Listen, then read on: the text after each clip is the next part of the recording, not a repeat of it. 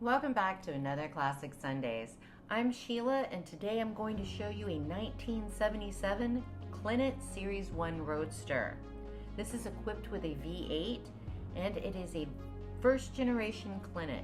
It is titled as a 1977 Lincoln and it has the chassis of a Lincoln Continental. This is considered a kit car.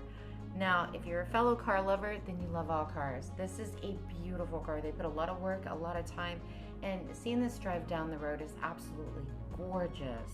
So it's an elegant looking machine, so sit back, enjoy, and let me know what you think.